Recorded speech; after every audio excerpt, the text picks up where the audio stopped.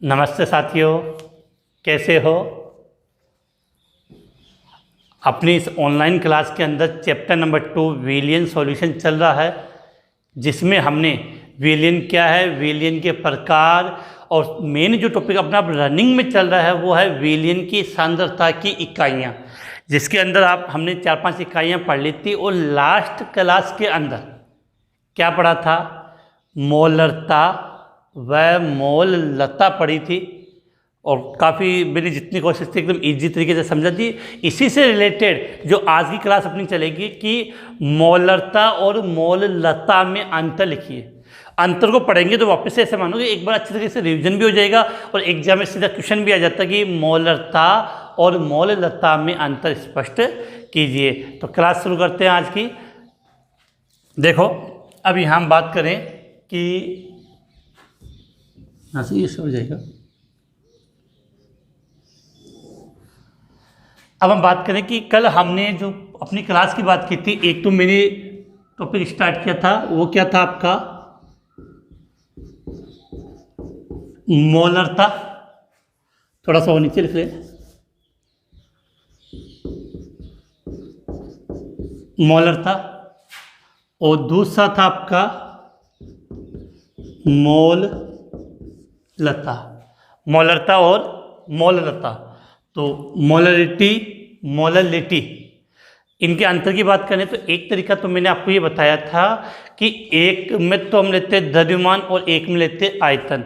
जिसमें द्रव्यमान लेंगे वहाँ किलोग्राम शब्द काम में लेंगे और जहाँ आयतन लेंगे वहाँ क्या काम में लेंगे, लीटर।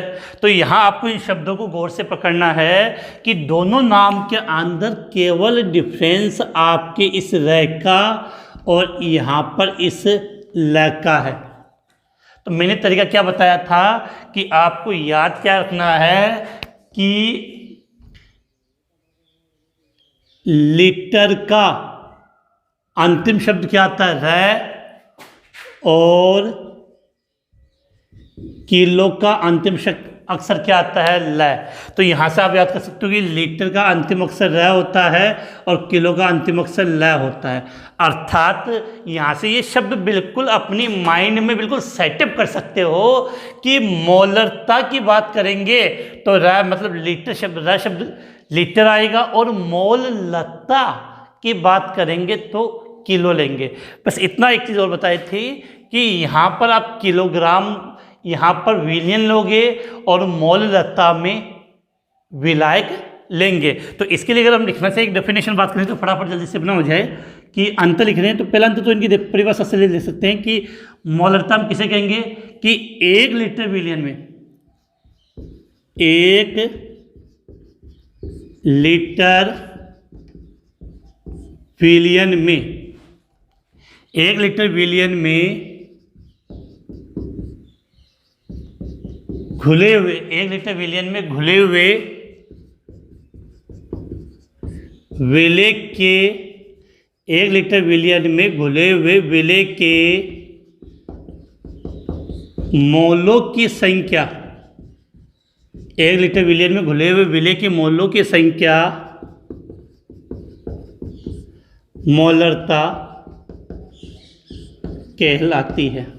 और यहाँ पर क्या होगा, 1 किलोग्राम और विलियन के स्थान पर क्या शब्द लेना है, विलायक। क्या लेना है बेटा, विलायक। तो इसके लिए जब आप डेफिनेशन लिखोगे तो हम क्या लिखेंगे यहाँ पे कि 1 किलोग्राम विलायक, क्या लिखा, 1 किलोग्राम विलायक में घुले हुए, 1 किलोग्राम विलायक में घुले हुए विलेय के मोलों की संख्या, विलेय के मोलों की संख्या क्या कहलाएगी, विलेय के मोलों की, घुले विलेय के मोलों की संख्या मोललता कहलाती है। क्या कहलाती है, मोललता कहलाती है। तो पहला अंतर तो डेफिनेशन का हो गया। यहाँ से बिल्कुल कंसेप्ट क्लियर होना चाहिए, क्योंकि मैं बार बार रिपीट इसलिए कर रहा हूँ कि बहुत ज़्यादा इंपॉर्टेंट टॉपिक है अपने लिए, बहुत महत्वपूर्ण टॉपिक है अपने लिए, बहुत अच्छी तरीके से याद करना है इसको। बट आपको ही कह रहा हूँ, इधर उधर नहीं देख रहा। तो देखो इधर कि इसमें क्या लिया आपने, एक तो 1 लीटर लिया है, पहला शब्द ये रखना। दूसरा विलियन लिया है, इसमें आपने 1 किलोग्राम लिया है, और क्या लिया है, विलायक लिया। पहला कंसेप्ट क्लियर हो गया। दूसरा, देखो दूसरे पॉइंट की बात करें तो मैंने आपको ये बताया था कि जो मोलरता होती है, रता, देखो ये है रता और ये है लता, ये बड़ी बहन है, ये छोटी बहन है, तो इसको कैपिटल एम से रिप्रेजेंट करेंगे, इसको स्मॉल एम से रिप्रेजेंट करते हैं। तो ये लिखेंगे इसको कैपिटल एम से प्रदर्शित करते हैं, इसको कैपिटल एम से रिप्रेजेंट करते हैं। यहाँ के लिखेंगे इसको स्मॉल एम से, इसको स्मॉल एम से प्रदर्शित करते हैं। किसे? इसको स्मॉल एम से प्रदर्शित करते हैं। अब नंबर 3 से पॉइंट पे आ जाते हैं, समझना यहाँ पे जिसकी हम बात करें। अब फॉर्मूला लिखाया था, पूरा एग्जैक्ट फॉर्मूला लिख रहा हूँ। आपने क्या लिखा था, मोलरता बराबर विलेय के मोल बट्टा विलियन का आयतन, और विलेय के मोल के स्थान पे आपने लिखा था विलेय का भार बट्टा विलेय का मोलर द्रव्यमान। और अगर आपने विलियन का आयतन ml में लिया है तो कितने से मल्टीप्लाई किया था, 1000 से। बिल्कुल पूरा का पूरा रिपीट हो जाएगा अच्छी तरीके से, और साथ में दोनों कंपेरिजन भी याद हो जाएगा और दोनों अलग से भी आपको याद हो जाएंगे। तो क्लास को पकड़ के रखना, जाना नहीं है। अब देखो फॉर्मूले की बात करें, फॉर्मूला लिख देता हूँ यहाँ पे। तो इसका फॉर्मूला क्या होगा बेटा, मोलरता बराबर, यहाँ तो क्या लिख दो आप, विलेय का भार, किस में आएगा, ग्राम में। थोड़ा इधर लिख लेते बड़ा,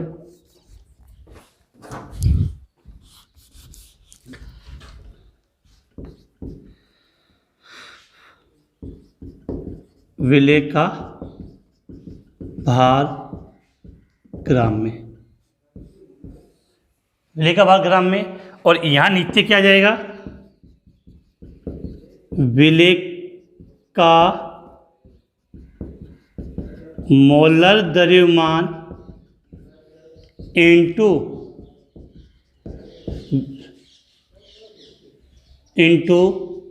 विलियन का आयतन। अब सीधी बात है कि आयतन लीटर में तो प्रॉब्लम नहीं है, लेकिन अगर आपने आयतन किस में ले लिया, ml में, तो सीधी बात है पूरे फॉर्मूले को किससे मल्टीप्लाई कर दोगे, 1000 से। किससे मल्टीप्लाई कर दोगे, 1000 से। तो ये इसका फॉर्मूला हो गया कि मोलरता बराबर क्या हो गया, विलेय का भार किस में, ग्राम में, बट्टे में विलेय का मोलर द्रव्यमान इंटू विलियन का आयतन ml में, तो मल्टीप्लाई 1000। अब मैंने कहा कि अगर आपको इसको रिप्रेजेंट करना हो प्रतीकों के माध्यम से, तो मैंने सिखाया था कि मोलरता को हम किससे लिखते हैं, कैपिटल M से। विलेय का भार को रिप्रेजेंट करते हो W से। विलेय के लिए आपने क्या लिया, B। विलेय का मोलर द्रव्यमान को लिखते हैं M से। विलेय का मोलर द्रव्यमान MB। विलियन का आयतन को लिखते हैं V से, विलियन है तो S से। और यहाँ इतना ये आयतन किस में है, ml में, इस कारण से पूरे फॉर्मूले को किससे मल्टीप्लाई कर दिया, 1000 से। तो ये इसका फॉर्मूला हो गया। बहुत इंपॉर्टेंट चीज़ है बेटा, इसके बिना कुछ पॉसिबल ही नहीं है। तो मोलरता को हमने किससे रिप्रेजेंट किया, कैपिटल M से। और ये इसका फॉर्मूला हो गया, ये इसका क्या हो गया यहाँ पे, एक मिनट, ये इसको यहाँ से नहीं लेंगे, तो ये इसका फॉर्मूला हो गया। अब सेम कंडीशन यही है, रिप्रेजेंट किसे करोगे, यार देखो इसको रिप्रेजेंट तो हमने स्मॉल m से किया था। अब इसके फॉर्मूले की बात कर लेते हैं, नंबर 3। तो देखो थोड़ा सा मैं कंपैरिजन क्यों कर रहा हूँ, जिससे दोनों में आप कन्फ्यूजन ना हो, लंबे समय तक, लॉन्ग टाइम तक, जब तक आप केमिस्ट्री पढ़ोगे तब तक याद रहेगा। टाइम लग जाए कोई बात नहीं है। देखो इसमें इतना ही अंतर है कि जहाँ विलयन का आयतन लिया है वहाँ विलायक आ जाएगा, और विलायक का भार लेना है तो किलोग्राम ग्राम आ जाएगा, इसके अलावा कोई अंतर नहीं है। तो तीसरा पॉइंट हम क्या लिख सकते हैं यहाँ पे कि मोललता, क्या लिखा, मोललता। तो मोललता के क्या लिख सकते हो यहाँ पे, तो आप विलेय का भार किसमें, ग्राम में, विलेय का भार ग्राम में हो गया। और यहाँ क्या लिख दोगे, विलेय का मोलर द्रव्यमान, विलेय का मोलर द्रव्यमान। बस अंतर केवल यही है कि इसमें आएगा क्या, विलयन का आयतन, इसमें आएगा विलयन का आयतन, उसमें विलायक का भार या विलायक का द्रव्यमान। तो विलायक का भार किसमें रख दिया, ग्राम में। और ग्राम में लेंगे तो आप इतना तो सीख गए कि मल्टीप्लाई कितने से कर देंगे बेटा, 1000 से। अब इसको आप प्रति के माध्यम से रिप्रेजेंट कर सकते हो, कोई प्रॉब्लम नहीं है। तो स्मॉल एम बराबर क्या लिखा है, स्मॉल एम बराबर क्या हो जाएगा, विलेय का भार मतलब WB, विलेय का मोलर द्रव्यमान MB। अब जो विलायक है, विलायक का भार पूछा तो भार के लिए आप क्या लेते हो, W। और मैंने कहा विलायक के लिए आपको शब्द क्या याद रखना है, विलायक के लिए A, विलेय के लिए B। तो यहाँ आपने क्या लिख दिया, B। और सीधी बात है, ये चीज़ ज़रूर शो करनी है, किस में ले रहे हैं हम, ग्राम में। तो सीधी बात है, पूरे फॉर्मूले को कितने से मल्टीप्लाई कर दिया आपने, 1000 से। कितने से मल्टीप्लाई कर दिया, 1000 से। तो दोनों की जो विशेष बातें थी वो मैंने यहाँ पे समझा दी। अभी और भी पॉइंट है बेटा, महत्वपूर्ण बहुत सारे पॉइंट हैं। अब बात करते हैं इनका मात्रक। जब भी हम सवाल हल करते हैं, जब भी हम सवाल को हल करते हैं तो उसका मात्रक जरूर लिखते हैं। तो चौथा पॉइंट यहाँ ले लेते हैं कि मात्रक, मोलरता का मात्रक क्या था, मोल है, और लीटर मतलब आयतन में, प्रति में। तो इसका मात्रक आपने क्या लिख दिया था, मोल प्रति लीटर, या जिसको आप मोल लीटर इनवर्स कह सकते हो। और यहाँ पर मात्रक क्या होगा आपका, मोल प्रति किलोग्राम, मोल प्रति किलोग्राम, या मोल किलोग्राम इनवर्स भी आप इस शब्द का प्रयोग कर सकते। तो उम्मीद है ये चीज़ें आपको क्लियर है कि यहाँ मात्र क्या हो गया, मोल प्रति लीटर, यहाँ मात्र हो जाएगा मोल प्रति किलोग्राम। एक पांचवा अंतर ले लेते हैं कि देखो इसमें यहाँ पर आयतन आता है, आयतन सीधा ताप से प्रभावित होता है। टेम्परेचर में ग्रोथ वृद्धि करोगे तो आयतन के मान में वृद्धि होगी। देखो जब आयतन बढ़ेगा तो मोलरता क्या होगी, कम होगी। तो ताप बढ़ाने पर मोलरता के मान में कमी आती है, सीधी बात है। मतलब मोलरता ताप से प्रभावित होती है। इसमें कहीं पर भी आयतन शब्द का प्रयोग नहीं है, केवल द्रव्यमान या भार है। भार ताप से प्रभावित नहीं होता है, अर्थात ताप बढ़ाने पर या कम करने पर मोलरता के मान में कोई प्रभावित नहीं होता, सेम एज इट इज रहेगा। तो यहाँ क्या तो आप लिख सकते हो कि मोलरता ताप से प्रभावित होती है, मोलरता ताप से प्रभावित नहीं होती है।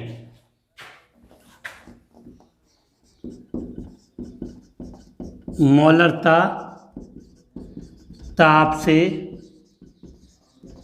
प्रभावित होती है, मोलरता ताप से प्रभावित होती है।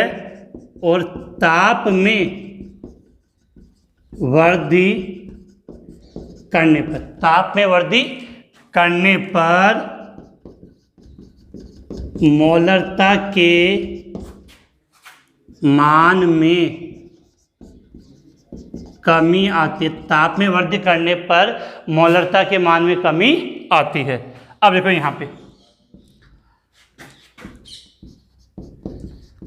मोलरता ताप से प्रभावित नहीं होती है, मोलरता ताप से प्रभावित नहीं होती है। अब यहाँ से देखो बिल्कुल था, एक तो इसका मात्रक सबसे इंपॉर्टेंट है, मोलरता का मात्रक मोल प्रति लीटर, और यहाँ पर मात्रक हो जाएगा मोल प्रति किलोग्राम।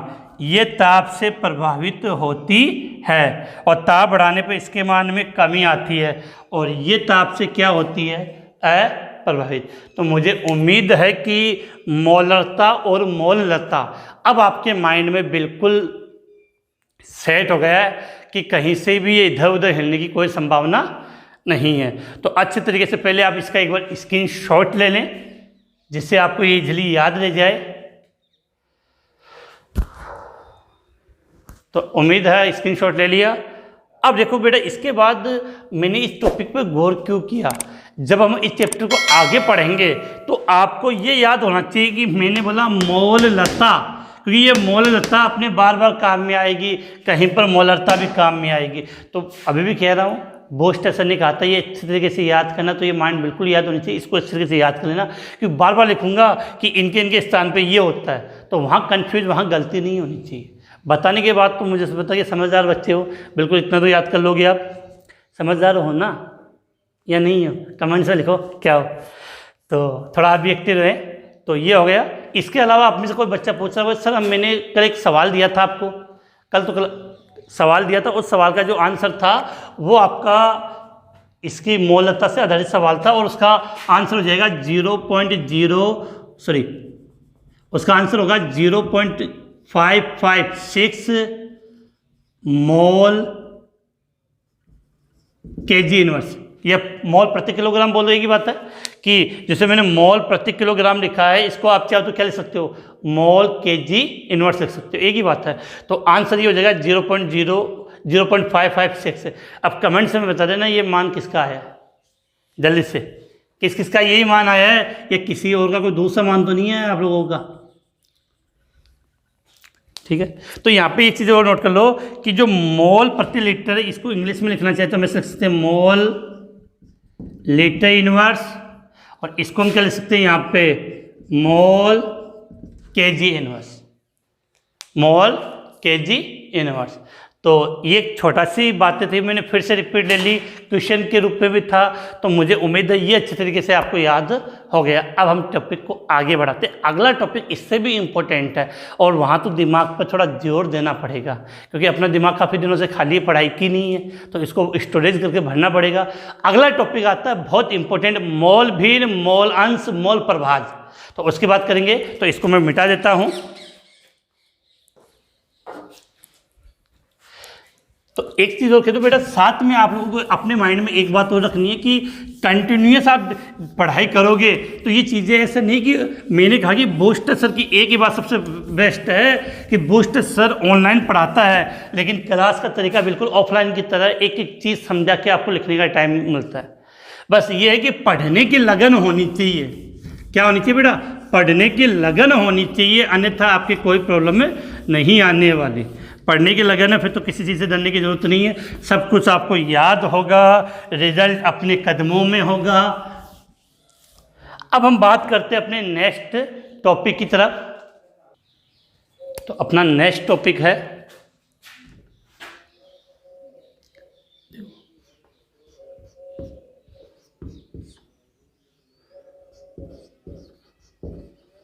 मोल भिन्न,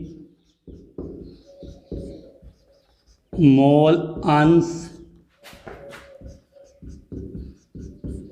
मोल प्रभाज या मोल फ्रैक्शंस की बात करें। तो अब जो टॉपिक अपना क्या लिखा, मोल भिन्न, मोल अंश, मोल प्रभाज या मोल फ्रैक्शंस क्या होता है, समझना। देखो एक बात करना पापली भाषा में कि भिन्न बोल रहे हैं, भिन्न ध्यान जाने किन खे बट्टा में संख्या हुआ है, यहाँ ए बट्टा बी ये लिखा करा, तो बट्टा में बोला करा, भिन्न में बोला करा, तो यहाँ पर भिन्न में कौन होगा, मोल होंगे, अर्थात ऊपर भी मोल आएंगे और नीचे भी मोल आएंगे। रटने की जरूरत नहीं, बड़ा सिंपल सा है, शब्द को पकड़ लोगे तो कि मोल भिन्न, इसका मतलब मोल इस बार लिखेंगे तो बट्टे में लिखना है कि ऊपर भी मोल और नीचे भी मोल, अब ऊपर किसके मोल आएंगे? जिस अवयव की मोल भिन्न आपको ज्ञात करनी है, जिस अवयव की मोल भिन्न ज्ञात करनी है उसके मोल तो कहाँ आ जाएंगे? ऊपर आ जाएंगे। और विलयन के कुल मोल कहाँ आ जाएंगे? विलयन बोल दो या मिश्रण बोल दो, उसके कुल मोल कहाँ आ जाएंगे? नीचे हो जाएंगे, नीचे आ जाएंगे। इसे मोल भिन्न के रूप में कहते हैं। तो इसकी मैं परिभाषा लिख देता हूँ, उसके बाद हम इसके बारे में काफ़ी बातें करने वाले हैं। तो इसको हम यहाँ से लिखना स्टार्ट करते हैं कि बिल्कुल इजी टॉपिक है कि मिश्रण में, देखो यहाँ पे बात करें कि मिश्रण में किसी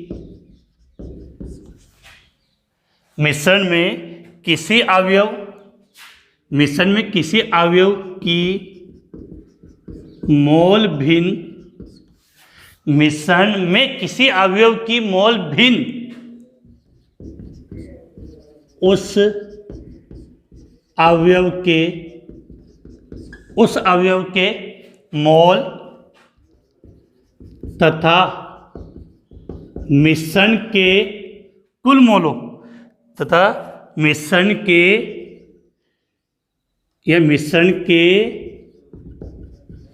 सभी अवयवों के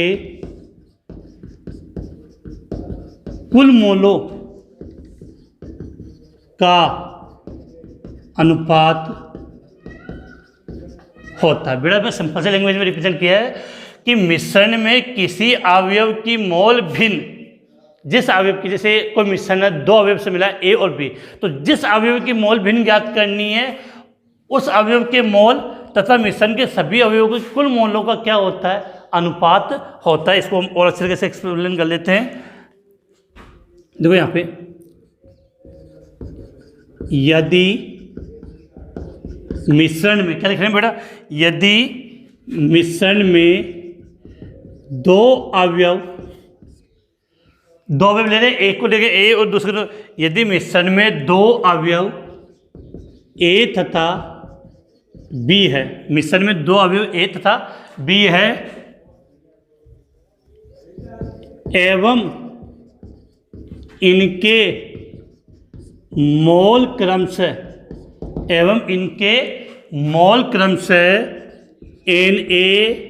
तथा Nb हो, तो मतलब अवयव ए के मोल Na, अवयव बी के मोल Nb। सीधी सी बात है, मोल को रिप्रेजेंट हम स्मॉल n से करते हैं। किसी पदार्थ की अगर मोलों की संख्या को रिप्रेजेंट करना हो तो हम किससे रिप्रेजेंट करेंगे? n से रिप्रेजेंट करेंगे। तो क्या लिख दिया? यदि मिश्रण में, अब देखो बेटा क्या है, अब आप थोड़ा सा फोकस करें, समझे कि मिश्रण के किसी अवयव की मोल भिन्न, देखो किसी अवयव की मोल भिन्न, जैसे यहाँ पर दो अवयव है ए और बी, जिस अवयव की आपको मोल भिन्न ज्ञात करनी है तो क्या लिखा? उस अवयव के मोल तथा मिश्रण के सभी अवयवों के कुल मोलों का अनुपात होता है। तो यहाँ कुल मोल चाहिए तो यहाँ लिख सकते हैं कि मिश्रण के कुल मोल, देखो यहाँ पे मिश्रण के कुल मोल, क्या लिख रहे हैं? मिश्रण के कुल मोल। मिश्रण के कुल मोल कितने होंगे? Na plus Nb, Na plus Nb। अब मुझे कहा गया कि अवयव ए की मोल भिन्न ज्ञात कीजिए, किसकी? तो मैं क्या करूँगा? देखो यहाँ पे बेटा, अवयव ए की मोल भिन्न, अवयव ए की मोल भिन्न ज्ञात करनी है मुझे। तो हमने क्या सीखा? जिस अवयव की मोल भिन्न ज्ञात करनी है उसके मोल तो कहाँ आएंगे? ऊपर, और मिश्रण के कुल मोल कहाँ आएंगे? नीचे। तो बताओ अवयव ए के मोल कितने हैं? तो देखो अवयव ए के मोल कितने हैं बेटा? माना Na, तो ऊपर तो क्या लिख देंगे? अवयव ए के मोल, ठीक है, और बट्टे में क्या आएगा? मिश्रण के कुल मोल, मिश्रण के कुल मोल, क्या लिख दिया? मिश्रण के कुल मोल। तो देखो बेटा, अब इसको रिप्रेजेंट कहते हैं। मोल भिन्न को रिप्रेजेंट करने का निशान इस प्रकार से ये लिखा जाता है, ये हो गया। किसकी मोल भिन्न ज्ञात करनी है? अवयव ए की, तो ए यहाँ लिख दिया। ये मोल भिन्न को रिप्रेजेंट करने का तरीका। अब देखो यहाँ पे अवयव ए के मोल, तो अवयव ए के मोल को आप रिप्रेजेंट किससे करते हो? एन ए से। अवयव ए के मोल भिन्न को, अवयव ए के मोल को आप रिप्रेजेंट किससे करोगे? एन ए से। और मिश्रण के कुल मोल N A plus N B. तो ये हो गया अवयव ए की मोल भिन्न ज्ञात करने का फॉर्मूला। क्या हो गया? अवयव ए की मोल भिन्न ज्ञात करने का फॉर्मूला। देखो आगे बात करें, इसी को समझते हैं कि अब देखो इसी प्रकार से अगर आपसे ये कहा जाए अवयव बी की मोल भिन्न, क्या लिखा है? अवयव बी की मोल भिन्न, थोड़ा सा नीचे रख लेते हैं यहाँ, देखो अवयव बी की मोल भिन्न, तो जिस अवयव की मोल भिन्न ज्ञात करनी उसके मोल कहाँ आएंगे? ऊपर। तो यहां लिख दिया अवयव बी के मोल, अवयव बी के मोल, और नीचे क्या आ जाएगा? मिश्रण के कुल मोल, मिश्रण के कुल मोल। तो x, अब मोल भिन्न को रिप्रेजेंट इस निशान से करते हैं। किसकी ज्ञात करनी है? बी के लिए, तो बी लिख दिया। अब अवयव बी के मोल, अवयव बी के मोल क्या होंगे? N B. तो एन बी तो आ जाएगा आपका ऊपर, और मिश्रण के कुल मोल तो क्या होंगे? N A plus N B. तो N A plus N B, तो ये हो जाएगा आपका क्या? तो इस प्रकार से मोल भिन्न ज्ञात। अब देखो काफ़ी बच्चों के अभी काफ़ी चीज़ें कन्फ्यूज होने वाली बेटा, इतना इजी नहीं है समझना जितना आप सोच रहे हो। पहली बात तो आपने समझ, मोल भिन्न का मतलब क्या है कि मोल ऊपर भी मोल आएंगे, नीचे भी मोल आएंगे। फिर से रिपीट कर रहा हूँ, जिस अवयव, जैसे मिश्रण है ए 2 3 4 जितने भी अवयव हो, जिस अवयव की मोल भिन्न ज्ञात करनी है वो मोल तो कहाँ, उसके मोल तो आएंगे ऊपर, और विलयन के या मिश्रण के कुल मोल कहाँ जाएंगे? नीचे, जैसे हमने यहाँ पे लिख दी। अब आपसे एक बात और इम्पोर्टेंट बात है कि मोल भिन्न का कोई मात्रक क्या होता है? मात्रक, इसकी यूनिट क्या होगी? जानते हो तो कमेंट्स में। तो बेटा ऊपर भी मोल, नीचे भी मोल, तो मोल से मोल क्या हो जाएगा? कैंसिल, और कैंसिल वगैरह कुछ बचा ही नहीं है। तो मोल भिन्न मात्रकहीन राशि है, इसका कोई मात्रक नहीं है बेटा। क्या नहीं है? मात्रक नहीं है। तो दिमाग में रटना नहीं, सेट कर लेना बात कि मोल भिन्न का कोई मात्रक। क्वेश्चन आ जाएगा मोल भिन्न का मात्रक लिखिए, कुछ भी लिख के आ जाएगा, मोल भिन्न मात्रकहीन राशि है। तो यहाँ पे हम एक लाइन लिख सकते हैं कि थोड़ा सा यहाँ पे कि मोल भिन्न मात्रकहीन राशि है, मात्रकहीन राशि है। तो ये बिल्कुल आपके माइंड में क्लियर हो जानी चाहिए बात कि मोल भिन्न कैसी राशि है? मोल भिन्न मात्रकहीन राशि है। अब देखो यहाँ तक की बातें समझ गई। अब कुछ बातें और कर लेते हैं जो अपने काम की है, जिनसे हमें काफ़ी चीज़ें सीखनी है। अब देखो कि सवाल में जब भी मोल भिन्न ज्ञात करनी है तो आपको मोल नहीं दिया मिलेगा, अर्थात हमें पहले एन ए निकालना पड़ेगा, एन बी निकालना पड़ेगा। तो माना, अब सुना यहाँ पे, इसके लिए हम 2 लाइन लिखना। माना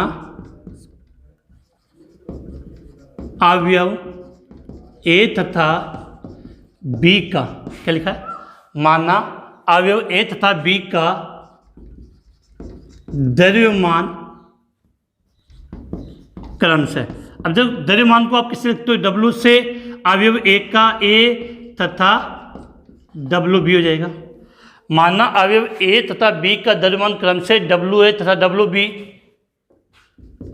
एवं इनका मोलर द्रव्यमान, मोलर द्रव्यमान को लिखते हैं M से। तो माना इनका मोलर द्रव्यमान, मानना इनका मोलर द्रव्यमान क्रमशः क्या? एम ए तथा एम बी हो तो MA तथा MB हो। तो अब यहाँ से एक बात समझना, कल की क्लास में भी बात की थी मैंने, परसों भी बात की थी कि मोल बराबर क्या होता है। मोल बराबर होता है भार बटा उसका मोलर द्रव्यमान। तो आपको अगर अवयव A, इसके मोल आपने लिखा Na, तो Na किसके बराबर होगा? एक का भार बटा एक का मोलर द्रव्यमान। तो आप चाहो समझना चाहो, जैसे देखो आप ऐसे लिखते हो अवयव एक के मोल, तो अवयव एक के मोल को आप रिप्रेजेंट किससे कर रहे हो? Na। अब ये Na किसके बराबर होता है? मोल, उसका भार बटा उसका मोलर द्रव्यमान। तो एक का भार क्या है? देखो अवयव A है, इसका भार है WA और इसका मोलर द्रव्यमान क्या है? MA। तो Na के स्थान पे आप क्या लिख सकते हो? WA बट्टा MA। क्या लिख सकते हो? WA बट्टा MA। इसी प्रकार अवयव B के मोल, तो NB बराबर क्या लिख सकते हो? WB बट्टा MB।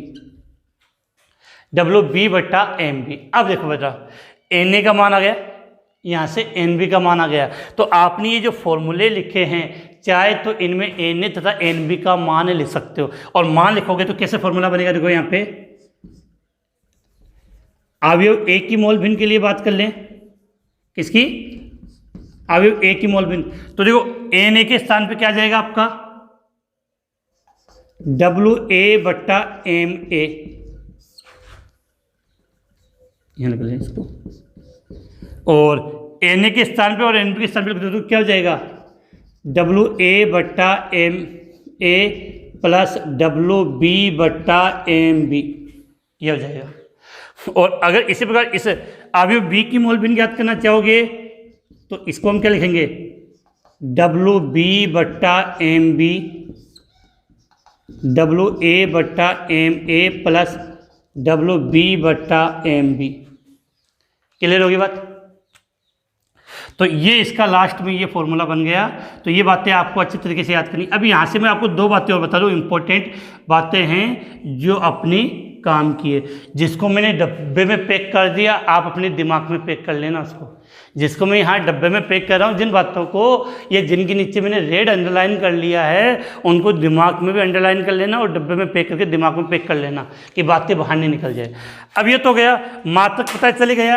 अब देखो बेटा, यहाँ पे एक विशेष बात और हम बात कर लेते हैं कि मोल भिन्न, मोल अंश, मोल में कहीं पर भी आयतन शब्द आया क्या? आप बोलोगे सर आयतन शब्द तो नहीं आया। और आयतन नहीं आया तो इसका मतलब ताप से प्रभावित नहीं होता है। मोल भिन्न ताप से अप्रभावित होती है, ताप का कोई इफेक्ट नहीं है। तो एक लाइन लिख सकते हैं कि मोल भिन्न ताप से, बात करें मोल भिन्न ताप से अप्रभावित होती है, कि ताप का कोई इफेक्ट नहीं होता। अब एक बात और, किसी भी मिश्रण के सभी अवयवों की मोल भिन्न, जैसे अवयव A की मोल भिन्न और अवयव B की मोल, तो मिश्रण के सभी अवयवों की मोल भिन्न का योग कितना होता है? एक होता है। कितना होता है? एक होता है। तो यहाँ जगह नहीं, तो बेटा मैं यहाँ लिख रहा हूँ अलग से इसको, देखो कि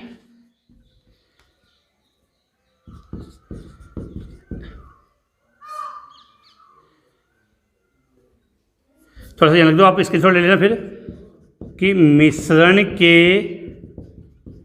सभी अवयवों की मोल भिन्न का योग एक होता है। जैसे जरूरी यहाँ हमने तो दो लिए, अवयव तीन भी हो सकते, चार भी। तो मिश्रण में जितने भी अवयव होंगे उन सब की मोल भिन्न का योग कितना होगा? दो। तो यहाँ मिश्रण में दो अवयव है, A और B। तो अवयव A की मोल भिन्न और अवयव B की मोल भिन्न का योग कितना होगा? एक होगा। ये अपने काम की चीज़ है कि अवयव A की मोल भिन्न और अवयव B की मोल भिन्न, इन दोनों का योग सदैव कितना होगा? एक होगा। और एक चीज़ और, अगर मोल भिन्न को 100 से गुना कर दिया जाए तो मोल प्रतिशतता ज्ञात हो जाती है। कभी आप जब नीट की या जेईई की तैयारी करोगे तो वहाँ पर बार बार एक शब्द आता है मोल प्रतिशतता। तो मोल भिन्न या मोल अंश को किससे गुना कर दिया जाए, 100 से, तो मोल प्रतिशतता ज्ञात हो जाती है। तो इसका पहले आप स्क्रीनशॉट ले लें जिससे कोई चीज़ आपकी छूटे ना। और बेटा बिल्कुल सिस्टम वाइज लिखा हुआ है जिससे आप अपनी नोट्स है वो स्वयं बना सकते हो, जिससे आप अपने नोट्स है वो सब स्वयं बना सकते हो। इसमें किसी प्रकार की कोई परेशानी आपके नहीं होने वाली है। ठीक, तो स्क्रीनशॉट ले लिया। तो आज की इस ऑनलाइन क्लास के अंदर एक तो मैंने फिर से मोलरता और मोलता को समझा दिया, जिसमें अंतर वाला टॉपिक था वो आपने क्लियर हो गया। इसके पश्चात हमने एक टॉपिक लिया मोल भिन्न, मोल अंश, मोल प्रभाज्य। तो ये चीज़ें बेटा काफ़ी चीज़ें कुछ 11th से भी रिलेटेड है। आपने 11th की पढ़ाई कैसे की होगी वो चीज़ का इफेक्ट सीधा पड़ता है। फिर भी मैंने जितना था अच्छी तरीके से समझा दिया, इसका स्क्रीनशॉट लेके और अच्छी तरीके से। और बेटा एक चीज़ और, जब तक आप अपने हाथों से नोट्स नहीं बनाओगे तब तक कुछ नहीं आना। बहुत से लोग बोलते हैं कि सर नोट्स से नोट्स, बेटा नोट्स से कुछ नहीं होगा। जब आप पढ़ोगे और खुद नोट्स बनाओगे वो आपके माइंड में याद रहेंगे। बाकी किसके कितने अच्छे नोट्स लिखे हुए लिखने में, उससे कुछ नहीं होने वाला। ठीक है, तो कोई बात नहीं है। आज की क्लास हम यहीं समाप्त करते हैं। उम्मीद है क्लास पसंद आई होगी। लाइक, शेयर और सब्सक्राइब करना ना भूले। जो नए स्टूडेंट है वो ज़रूर चैनल को सब्सक्राइब कर दे। आज की क्लास यहीं समाप्त होती है। जय हिंद, जय भारत।